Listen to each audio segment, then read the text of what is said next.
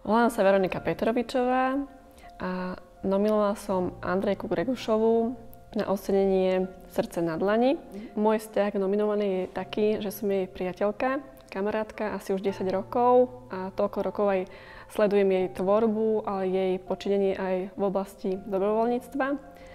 To dobrovoľníctvo je hlavne v oblasti kultúry. Oprašuje ľudové piesne, dáva ich do krásnych aranžmánov, píše scenáre pre divadlo Zrínku.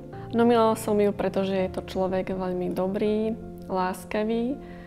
Vždy, keď komunikuje s ľuďmi, či už je to dieťa, človek bez domova, alebo známy, alebo je neznámy, tak vždy sa s ním baví s takou láskou k človeku. Vždy má ten postoj ku každému taký rovnaký. To, ako hľadá tie staré ľudové piesne, ako si pozerá rôzne tie texty, aby všetko sedelo, aby tie aranžmány boli pekné. Proste to je taký dar, také oprašovanie tej našej minulosti.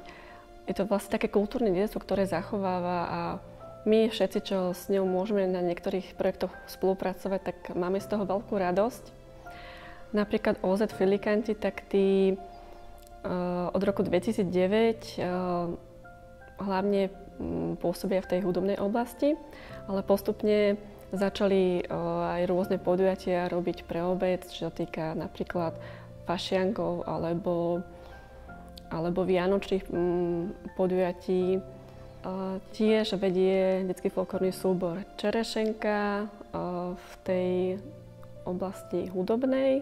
Veľmi som rada, že Andrejka získala túto cenu, pretože viem, že nič z toho, čo som tu vymenovala a mnoho ďalších vecí, na ktoré som zabudla, by nebolo, keby nebolo jej.